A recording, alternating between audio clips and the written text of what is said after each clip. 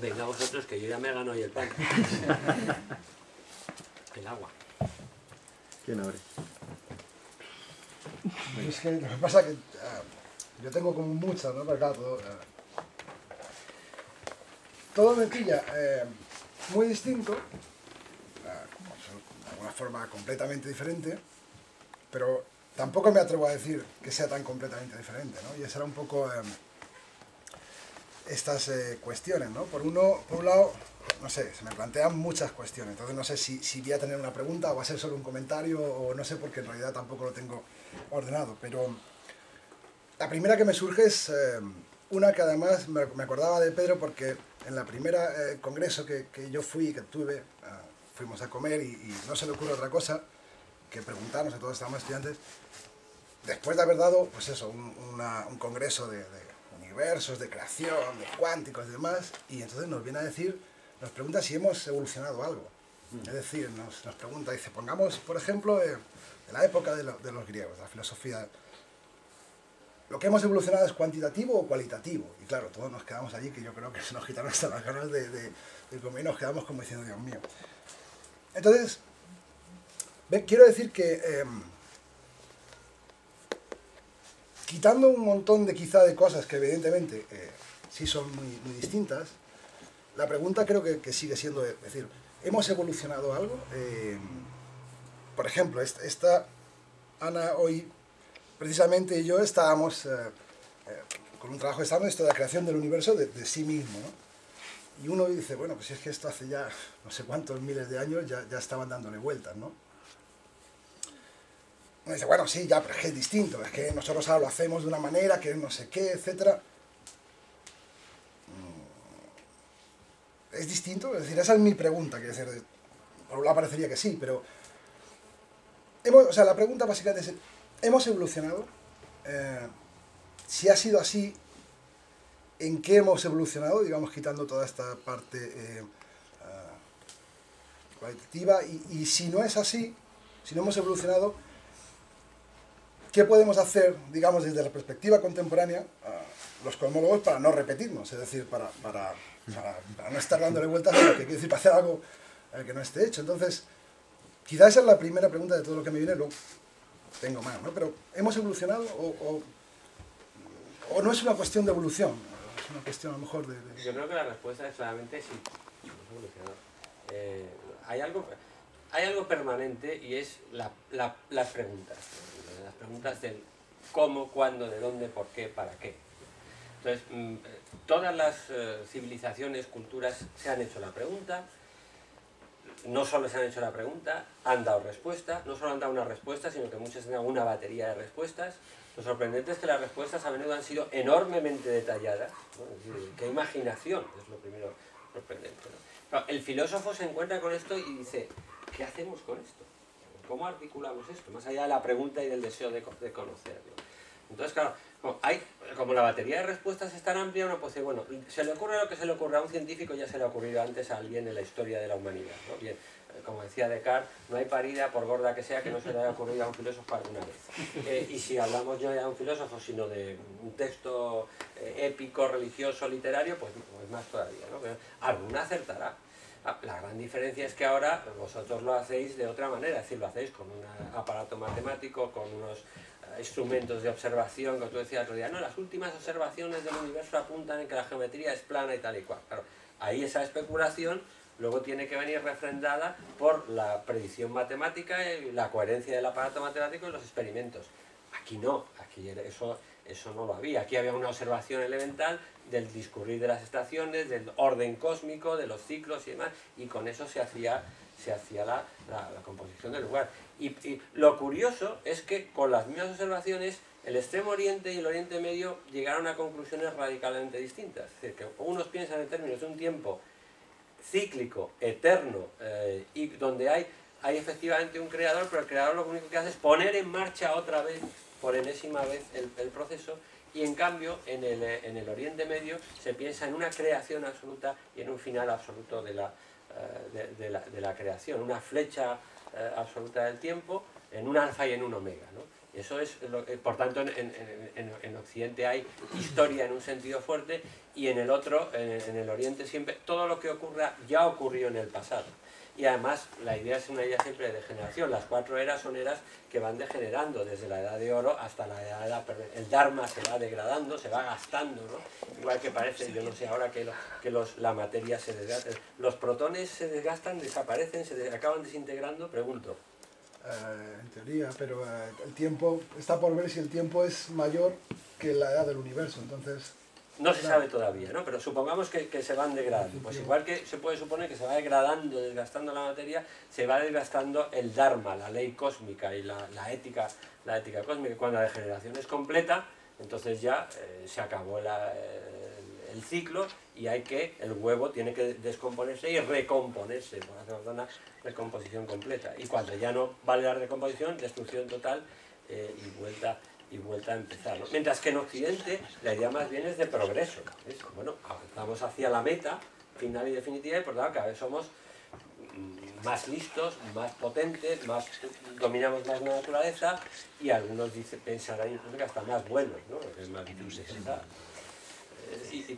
Y con la misma experiencia vital y existencial se ha llegado a dos conclusiones tan radicalmente diferentes. Sí. No, yo, por abundar en lo que ha dicho Salva, es que yo he tenido un poco la sensación de lo que yo creo que él intenta expresar, ¿no?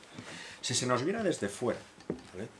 Y vieran lo que los cosmólogos matemáticos contemporáneos están contando y lo que tú nos has contado, yo veo la repetición de ciertos modelos, de ciertas ideas básicas. Es verdad que se hacen con herramientas muy distintas, pero si tú contaras la narración a un extraterrestre que viene desde fuera, diría, pues estos tíos están obsesionados con la misma verga, ¿no? Yo he sacado aquí unas cuantas, ¿no? que yo puedo reconocer como cosas que habéis contado vosotros en otras ocasiones. Por ejemplo, la creación va por fases, es decir, no es una cosa que se haga de una vez por todas, se sabe el universo terminado más o menos, no, hay fases y son distintas, ¿no? Curioso. Todas esas... O sea, ¿por qué las cosmogonías tienen que contarnos que... ¿Por qué son tan complicadas? Es decir, ¿por qué no surge todo más o menos ya? Luego, el origen se suele producir por la pérdida del equilibrio interno de una sustancia pretendidamente homogénea. Es decir, ocurre algo dentro de él. Es decir, hay un principio de desequilibrio que rompe la cosa porque aquello no puede estar parado. No sé si os suena, ¿no? Bien.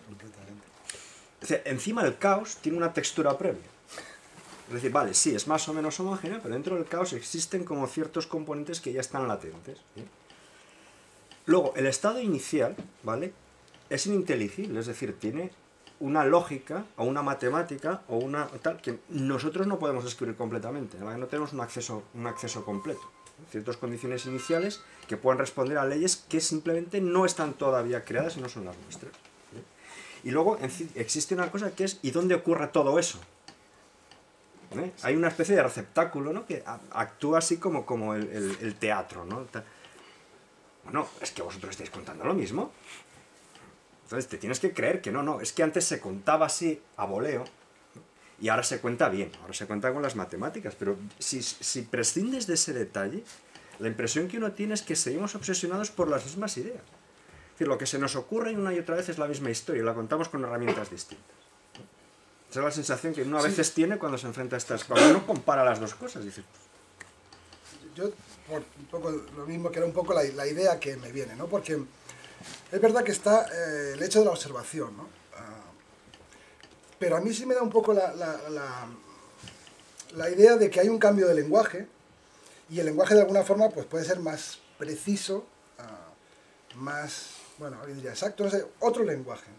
Pero un lenguaje, incluso cuando uno se pone a el vacío, los debates sobre el vacío, y empieza uno, ve que es algo que ya está durante mucho tiempo, porque además tampoco se dan respuestas en el sentido de esto es y tiene que ser esto, sino que en realidad todavía hay muchas dudas, ¿no? Entonces a mí sí me da un poco la impresión de que cambiamos un poco el lenguaje, bueno, cambiamos mucho quizá el lenguaje, pero que hay un cierto paralelismo, ¿no?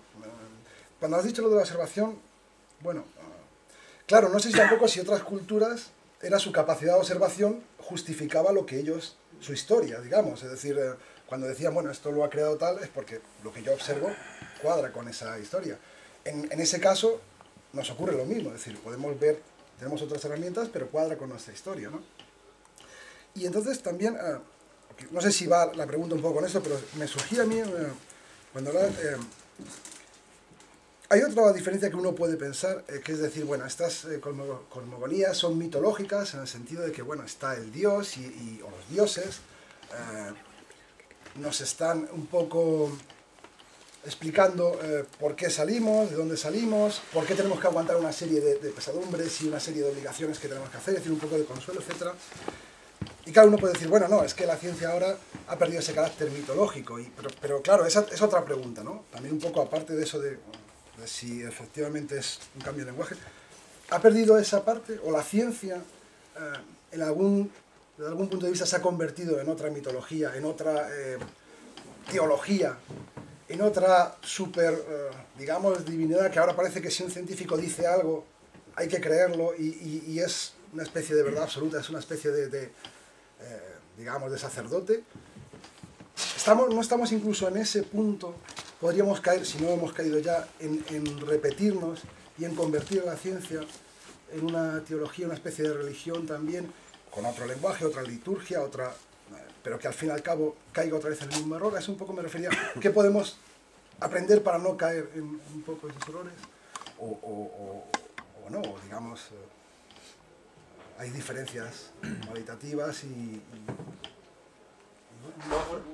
una diferencia, creo, significativa es que en muy buena parte de estos relatos, no en todos, el del 10.129 prácticamente no, o casi no, pero es una excepción, hay un trasiego de actitudes personales, ¿no? Son seres personales, divinos o semidivinos o tal, que están... en un momento dado, los elementos naturales, sea la materia, sea el cielo, sea las aguas, tal, se divinizan. Y ese divinizar pasa de ser la realidad de las aguas dulces, que es divina, y que es el cielo, o que es tal, al dios de las aguas tal y cual, ¿no? Y luego ya viene claro, eso en la ciencia actual desaparece por completo. Es decir, ahí todos son fuerzas, ecuaciones y puro mecanismo. No hay nada que tenga que ver con voluntades o con nada de eso, ¿no? Es decir, la parte personal de la historia y la parte antropomórfica, si queremos, de la historia, eso ha desaparecido, ¿no? O quizá no, yo lo interpreto mal, ¿no? Eso es... Me toca, nos parece que vamos así por orden, pero... Bueno, aquí no hay un moderador, que debería ser tú el moderador. Joder. eso es mucho más caos. Bueno, me ha gustado un montón. Y yo quería decir sobre lo que estaban hablando, que a mí lo que me llama la atención es que personas que simplemente con un poema o con un relato sean capaces de pensar algo que para mí es tan increíblemente ilógico, que es que se cree a sí mismo el universo. Que ahora dice, bueno, pues lo ha hecho Richard Gott y tiene unas matemáticas y tal, y entonces lo discute, pero ¿cómo esas personas, con qué intuición, con qué...? Porque eso no tiene ninguna observación, ahora tampoco, eso no se puede observar. O sea, eso es una cosa física o matemática, pero no se puede observar. Entonces, ¿cómo esas personas eran capaces de escribir? Y yo creo que es porque el arte o el poema es superior a la ciencia, pero bueno. Y la pregunta que yo tenía es, a nivel filosófico, ¿vosotros podéis dar alguna explicación por lógica de Apsu, que representaba el orden, y Tiamat, que era el caos? ¿Cómo estaban mezclados? No puedo mezclar orden y caos. Entonces, desde el punto de vista como filosófico de las lógicas o ¿vosotros podéis mezclar orden y caos? Bueno, yo creo que un poco lo que decía también Enrique, ¿no? Que lo que está... tú has dicho, lo que está al principio, incluso lo que es previo tiene un orden, pero no nos es accesible. En algunos textos aparece que eso no tiene ningún orden, es un caos completo. En otros aparece que eso nosotros nos está vedado. Eso excede nuestra inteligencia, lo cual no quiere decir que no tenga su propia su propio logos, ¿no? Entonces, ¿cómo pueden estar mezclados el orden? Si se mezclan el orden y el caos, eso es un caos. Eso es un caos distinto, pero es un caos, ¿no? Pero es otro tipo de caos, ¿no? No lo podemos inteligir, ¿no? Pero claro, hay esa tensión, están juntos, pero es que... Pues son como esos matrimonios, que están juntos, pero que ves que la cosa va a acabar saltando, ¿no? Y que, en fin, hasta que salta, porque hay esa tensión se rompe, y entonces ya empieza la coyunda y a producirse esto y lo otro y lo demás allá, ¿no? Y eso pasa en muchas cosmogonías, ¿no? Por ejemplo, en la Irania de Hormuz y Arimán, ¿no? Es decir, está el principio del bien y el principio del mal, o el principio bueno y el principio malo, o el subprincipio, porque algunos dicen, no, el principio es Ahura Mazda y estos son subprincipios. Pero, ¿y por qué si uno está en lo suyo y el otro en lo suyo no se están quietecitos, ¿no? Pues porque si se están quietecitos nunca se va a crear el universo, nunca se va a generar el cosmos, nunca se va a producir todo y nunca se va a aniquilar el mal, ¿no? Entonces, ese mal que está aparte, ontológicamente es malo. No hace daño porque está completamente aparte, no hay mal moral, no hay mal, pero es ontológicamente una mancha y eso hay que eliminarlo. Y parece que en un momento Hormuz se da cuenta de que como no lo provoque, no va a haber enfrentamiento, y sin enfrentamiento no va a haber lucha y sometimiento del mal, y sumisión y destrucción del mal. Entonces, no hay más remedio que ir a por ello. Claro, se explica en términos éticos y en términos mitológicos también, y teológicos, pero... Espera, ¿quién había por allí? ¿Tú? Sí, bueno, yo... bueno, no es por despreciar ninguna opción, pero lo que están estos dos compañeros, pensar que se tiene que dar una explicación científica, yo creo que no tienen por qué ser tan verosímil, porque igual que no se acepta la idea de Dios, ¿por qué no vamos a aceptar una idea de Dios? Porque hay una ciencia que dice ahora este universo tal o cual, lo que fuera. Ya han comentado, no ha habido observabilidad sobre los orígenes del mundo, entonces es algo que, bueno, podemos creer en Dios o podemos no creer en Él, pero que no vamos a estar de momento seguros hasta ninguna prueba evidente. Y si algún día creo la ciencia, pues la ciencia triunfará, pero mientras tanto yo creo que cabe siempre la posibilidad de que Dios exista. Es eso. Lo de las aguas dulces podría ser algo parecido a la transtraída memoria del agua o la fotónica. La información, poder llevar información en los fotones. Pues no sé qué respuesta.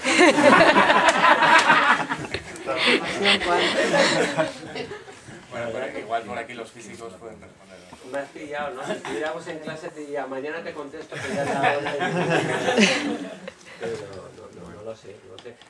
Hay muchos científicos o no científicos que quieren ver en los textos estas intuiciones, ¿eh? Por ejemplo, entre los musulmanes hay muchos que piensan que en el Corán ya están las ideas cosmológicas fundamentales. Por ejemplo, la expansión del universo, que ya hay algunas suras en las que se dice implícita o incluso explícitamente, ¿no? Que incluso del Big Bang, que ya está presente. Y hay otros que piensan que tratar de entresacar esa información cosmológica de textos religiosos no tiene mucho sentido, porque tiene un componente poético, existencial y tal, pero no científico, ¿no? Bueno, eso da para un debate, igual que da para otro debate, al hilo de lo que ha dicho David, el problema de si cuando el físico cuando hace física o ya cosmología muy teórica, si puede tener la licencia ya no como físico, sino como pensador de extralimitarse y pronunciarse sobre cuestiones metafísicas y teológicas, o si no debe hacerlo, ¿no? Por ejemplo, como ha hecho Hawking en los últimos libros, decir, bueno, esto ya es una prueba manifiesta o una evidencia, un tal de que no hay ningún Dios ni cosa que le haga falta y que el universo ha salido de por sí, de la nada y tal y cual, ¿no? Entonces, hay un grupo de científicos que se ponen muy nerviosos y tal, y esto no hay que meterse para nada con la religión, es un asunto privado, ¿no? Y hay otros que dicen que no, que hay que ver, y no solo en el ámbito de la cosmología, sino en el de la biología, y ha habido desde gente, pues como el famoso Gould, ¿no?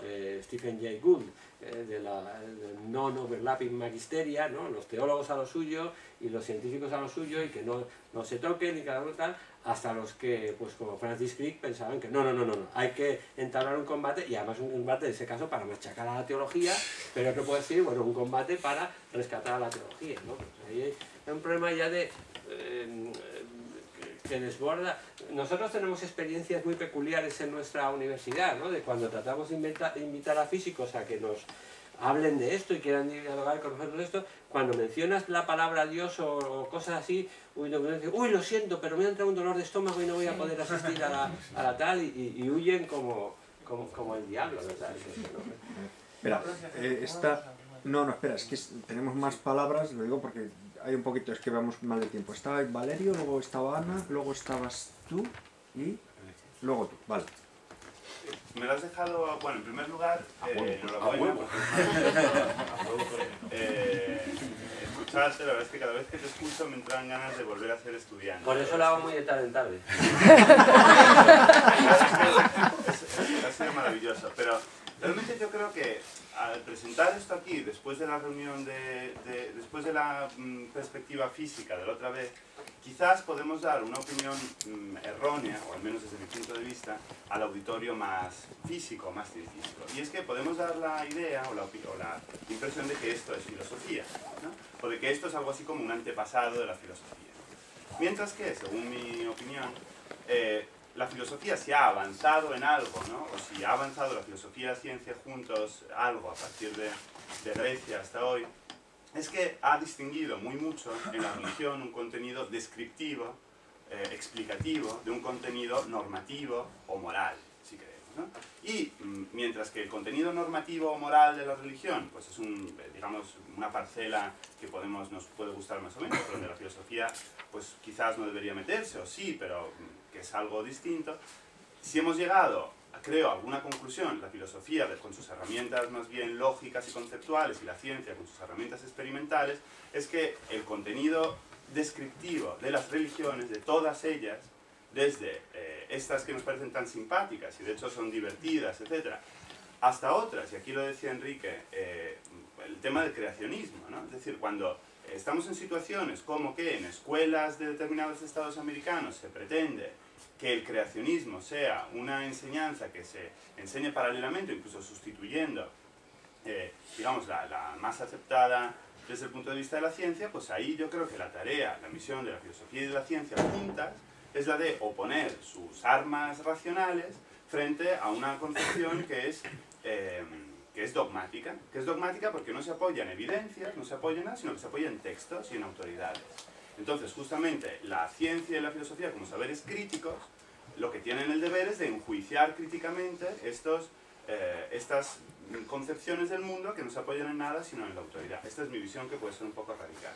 Pero creo que, efectivamente, nosotros debemos ser muy claros en encontrar un acuerdo, una alianza entre lo que puede decir la filosofía, desde una metafísica actual, desde una cosmología racional, desde lo que sea, y lo que decís vosotros los cosmólogos o los físicos teóricos, y entablar este camino juntos, entre otras cosas, frente a los que pretenden hoy en día todavía que la ciencia, que la religión puede tener un contenido descriptivo, ¿no?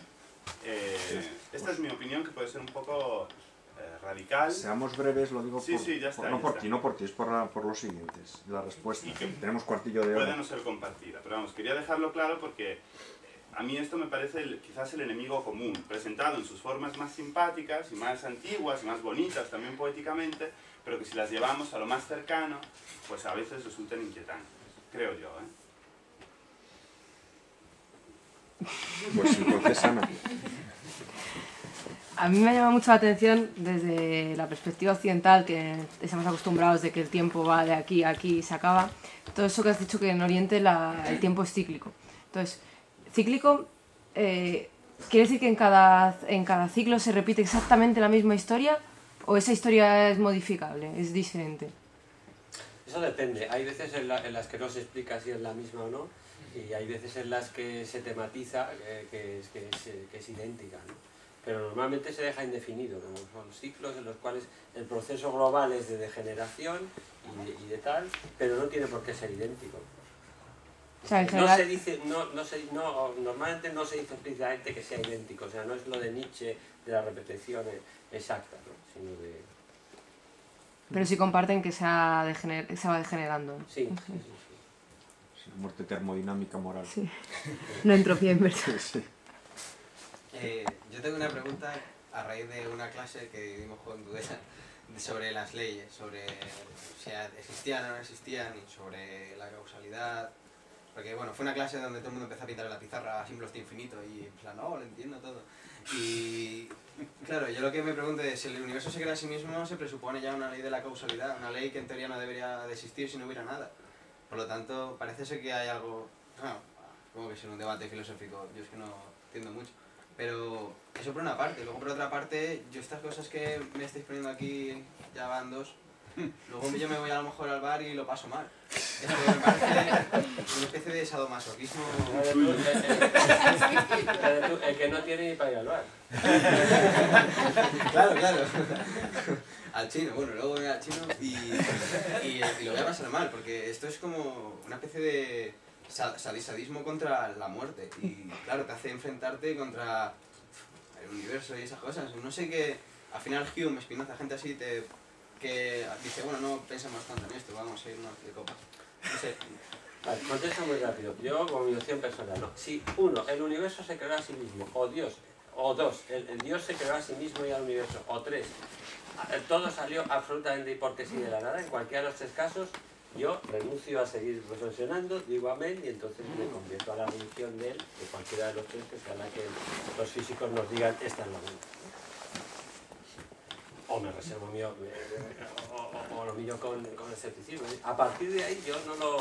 Mi cabeza no da para más. No, para mí no es inteligible, lo cual no dice nada más que acerca de las limitaciones de mi cerebro. No sé si del cerebro humano, pero desde luego del mío. Sí, yo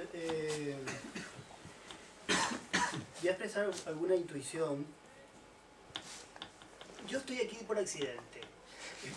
Vine a la cafetería de al lado y estaba cerrada. Y llegué aquí, había una cafetería y entré. Esto pasa mucho en Madrid. Sí, Hay testigos. Por accidente te crees tú. Sí. Claro, eso digo por accidente, eso, por accidente, porque traía un carrito porque voy a preparar una exposición en la cafetería de al lado el sábado y me equivoqué de horario y tal, y mañana tengo que venir yo con ese carrito. Y el carrito, que traigo toda la obra para montar los objetos del azar, porque es con el lenguaje del dadaísmo, del surrealismo, el casual encuentro.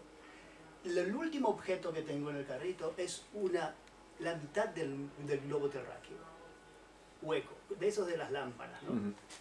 Es la media esfera, y dentro de la esfera metí mi sombrero para que la esfera que es rígida proteja mi sombrero, que se puede deformar en el carrito entre los otros objetos.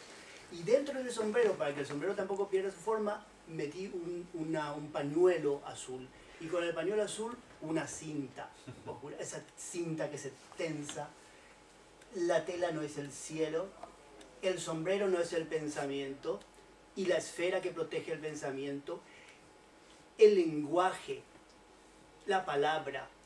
Estamos un poco presos de esa degradación del lenguaje. Todas esas mitologías, ¿cuánto tiempo fueron orales? ¿En qué momento fueron escritas? Hay una sospecha entre lingüistas que dicen que los lenguajes, las lenguas, empiezan en un proceso de decadencia a partir de que se escriben. El griego dejó de tener fuerza a partir que se empezó a escribir. Es una provocación, ¿verdad? Porque degrada la escritura, digamos, ¿no? O la escritura como proceso de degradación del lenguaje.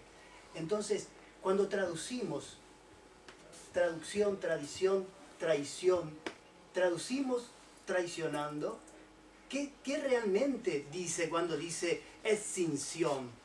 ¿Qué dice realmente cuando dice pensamiento? ¿Qué es pensamiento? ¿Es nuestro pensamiento, nuestra forma racional de pensar? ¿O es pensamiento y emoción y es afecto, por ejemplo? Sentimiento. Por eso, si primero es la palabra, o es el sonido, o es el verbo, es la respiración, es el hálito, es el alma, es el espíritu. Primero es, y me muevo. Era nada y ya soy y estoy siendo, que es una situación dinámica.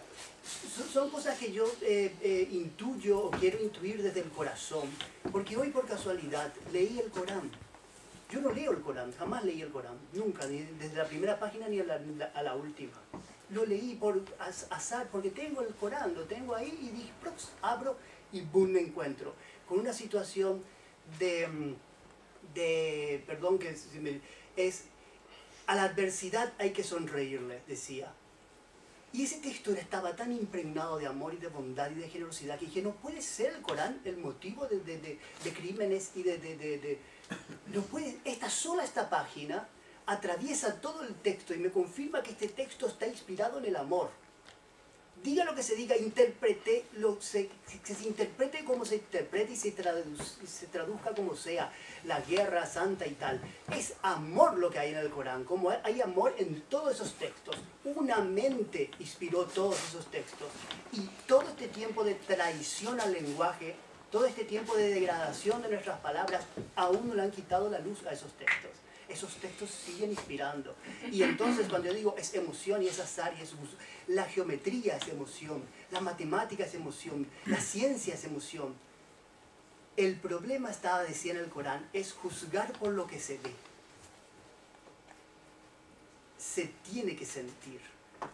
Es más allá de la mirada lo que nos trae la respuesta. Entonces yo creo que tiene que ver con la emoción, con el afecto, con el amor. El amor es generoso, el amor es dar, es crear. Se crea, pero con un amor generoso que es un amor que no espera nada a cambio. Sencillamente se da porque es maravilloso, la maravilla, el gusto de la creación, ¿no? Una cosa de esas. Sed breves, por favor, Sí. que nos quedan 9 minutos. Y entonces yo intuyo que va por ahí, por el lenguaje. Yo como artista, por lo menos, desde la creación, una creación que está libre del mercado y tal, que no pretende más que expresarse y ser en el otro y tal, pienso que el arte, la ciencia, la religión, tienen todas respuestas que se juntan si sabemos leerlas por encima de la apariencia. ¿Ricky? Bueno. Vale. Esperad, entonces, Salva, estabas tú y creo que... Salva. No, sí, eso, Salva. Yo brevemente un poco a varias cosas, a ver si creo que de alguna forma están también relacionadas. Primero, a la opinión que decías de si los físicos extrapolan, etcétera, si se meten en otros... Yo creo que hay que tener cuidado porque el problema es que el lenguaje es distinto. Entonces, cuando un físico, yo por lo menos mi experiencia es que cuando leo a físicos hablar de otras cosas, me dan un poco de miedo. Porque hablan, con un lenguaje de una cosa, hablan de otro tema. Y entonces, a veces es un poco confuso, ¿no? Pero bueno, quizás yo soy más de los de... No de la lucha para uno contra otro, sino de la lucha para, digamos, combinar y aportar, ¿no? Pero bueno, eso es... Otra cosa que se ha comentado y que también era un poco de que la diferencia es que la ciencia, estas teogonías o estas cosmogonías, había siempre un criterio moral, ¿no? que estaba ahí subyacente para decir, bueno, esto es lo bueno, esto es lo malo, tienes que hacer esto, este es tu fin. Eso un poco me refería antes, si no tenemos que tener cuidado la ciencia, digamos, la ciencia surge un poco en contra de eso, pero a veces da la impresión de que se convierte en dogmática, cuando, por ejemplo, la ciencia a lo mejor a la natural, pero también, pero la ciencia, pongamos, económica, me dice qué es lo que yo tengo que hacer. Es decir, me dice, no, es que tú tienes que hacer esto. Y yo, bueno, vamos a ver, esto es hipotético, a ver si esta ciencia se está convirtiendo en un dogma moral, ¿no? En ese sentido, bueno, si no, por eso me refería a repetir, o sea, no caemos en los mismos errores, ¿no? Si la ciencia, pensar que la ciencia no tiene algo de moral, si no es algo inocente, ¿no? Si no hay detrás siempre un... Y luego dos últimos puntos. Uno es cómo esta cosa del universo que se crea a sí mismo, digamos, solo brevemente para un poco explicar, bueno, si se puede explicar desde la cosmología contemporánea. En el fondo es porque, y volvemos otra vez al principio, ¿no? Porque en el fondo el vacío, este cuántico que hay ahora, que el vacío, más que significar la nada, lo que significa es el todo. Entonces, en el contexto del multiverso, porque este vacío no deja de ser un multiverso donde hay infinitud de universos, nuestro universo, que ha surgido de ahí, de algún momento crea un universo que vuelve a entrar ahí y que por tanto se puede identificar con del que partió. Pero en el fondo me viene a mí esto de donde vienen las cosas, hacia ello mismo van, no algo así, la frase esta de Anaximandro. Entonces volvemos al principio de si no estamos otra vez cambiando el lenguaje para volver otra vez a hablar de cosas parecidas. Y un último apunte que comentaba él era si esto no es un poco de masoquismo, porque eso a nivel personal yo lo interpreto así y muchas veces lo he visto así. Sí, ¿por qué me da a mí hacer estas cosas si esto no es un poco de ese espíritu masoquista? Y creo que sí, en mi caso yo diría que me es inevitable, pero creo que sí. Y creo que hay un momento que cuando uno llega ya a ese punto, lo mejor evidentemente es, como decía, irte a tomar unas cervezas y... Hombre, ya pues. Y es así, pero creo que sí, es un masoquismo. Quiero decir, y se enlaza con lo dogmático, es decir, todo esto a mí me parece fascinante, a mí me encanta, desde los dos puntos, pero hay un límite, ¿no? Creo yo, tanto en el pensar como en el llevarlo esto es decir, a esta idea, por esta voy a matar, ¿no? Pues el límite está en las cervezas y en bueno, ya está. Jorge. Sí, bueno, no es una pregunta, es como un aportar quizá a otra visión, y es que normalmente siempre hablamos del mito religioso, sobre, bueno, cuando hay una cosmogonía, como una especie de antropomorfización del cosmos, ¿no? Pero si uno también hace otra lectura y empieza a ver en un momento dado que hay, por ejemplo, suelen ser unas fuerzas pues muy titánicas, muy bestiales, que están actuando en un primer término, ¿no? Se va complejificando la cosa hasta que aparece el hombre, ¿no? ¿Hasta qué punto no son también una explicación del propio principio de individuación? También. Es decir, nosotros como individuos, desde que nacemos hasta que nos desarrollamos, también hay una lucha con esas fuerzas míticas, ¿no? Originarias, ¿no? Que de alguna manera nosotros vamos matando a esas fuerzas, a esa psique, ¿no? reptiliana, ¿no? Se supone que nos vamos individuando, ¿no? Entonces hay una especie, quizá hay otra vertiente de la lectura, de que esos mitos también de alguna manera son una cosmicización del antropos, no solo una antropomorfización del cosmos, ¿no? Y en ese sentido, quizá uniendo con lo que él decía, por eso todos estos saberes no pueden estar separados de los afectos tampoco, ni de la moral, ni de la ética, ¿no? Porque están explicando también pues, todo eso que somos nosotros, no solo lo que está fuera, ¿no? Y bueno, no, simplemente apuntar eso. Sí, sí, pues sin duda, completamente de acuerdo, ¿no? Que en muchos casos lo que se está contando en el fondo es la naturaleza humana, la realidad humana, para decir no solo por qué estamos aquí o dónde hemos venido o a dónde vamos a ir, sino cuál es nuestra realidad, que en algunos casos nuestra realidad tiene una conexión con el origen, con el fondo primordial del ser o con la divinidad o lo que sea. Se dice espiritualmente que tú eres, le dice el padre al hijo, eso eres tú, el Brahman Atman, ¿no? Tú mismo eres la divinidad, o tú eres hijo de Dios, o tú eres manifestación de Dios, o eres un pensamiento de Dios, o eres un sueño de Dios. Es decir, hay una conexión íntima, a veces incluso una identidad con el origen absoluto, divino, más o menos personalizado, más o menos abstracto, y lo que se explica ahí es esa conexión, con lo cual el microcosmos que es el hombre reproduce a escala el macrocosmos. Eso también en muchísimas de las tradiciones filosóficas, ¿no? Religiosas, ¿no? Por cierto, que es verdad lo que dice Valerio, claro, esto es una charla de historia de las religiones, obviamente, no es de filosofía, aunque algunos de los textos que hay ahí, sobre todo de los últimos, son muy filosóficos, ¿no? Y dan para mucha reflexión. Cuando tocan las cuestiones absolutamente fundamentales y radicales, la reflexión es filosófica, la haga un físico de profesión, la haga un filósofo, la haga quien la haga, ¿no? Curiosamente son ese tipo de gordas cuestiones que muchos de nuestros colegas filósofos se han desinteresado por ellas desde hace mucho, no les han parecido tal y cual, ¿no? Lo cual es también una actitud académica y filosófica peculiar con la que nosotros no estamos de acuerdo, pero también hay que decir que nosotros somos un poquito rara avis en eso, ¿no? Es decir, si contamos a los filósofos profesionales que van con su portátil y su maletín, pues los que se pregunten por esto o tengan curiosidad por leer un libro de Hawking o de quien sea sobre el multiverso de divulgación o el Rig Veda, pues no son muchos, ¿eh? Y los que lean los dos con avidez no son menos todavía. A ver, esperad un momento. Has pedido tú y tú intervenir de seguido, muy brevemente, respondes y terminamos porque es la hora, ¿vale? Estoy de acuerdo completamente con lo que ha acabado Romelares. Para poder entender que se puede convivir la idea científica con el pensamiento religioso, yo os recomendaría un libro que además está en la biblioteca, traducido al castellano, bueno, yo lo tengo en inglés, pero existe en castellano también, se llama La Biblia, el Corán y la ciencia de morir vocal. Yo invito a estos compañeros físicos, otros que han hablado del Corán, que lean este libro porque puede ser la clave para que alguien que cuando lo lea con conocimientos científicos que no tengo yo, dar al menos alguna buena lectura y alguna conclusión coherente para el tema que nos ocupa. Lo mismo te pido brevedad. Lo que yo quería subrayar es la intuición que tengo de que la palabra antes, esos tropecientos millones de años antes, tenía más poder que el que tiene ahora. Que lastimosamente yo siento que nuestras palabras, estoy hablando del Parlamento, de la situación del Estado y todo ese debate en la política que es pura mentira y que es pura esquizofrenia. Antes la palabra tenía poder. Yo pienso que esas mitologías eran ciencia. Esa era la forma en que el hombre observaba el mundo y describía su observación científica.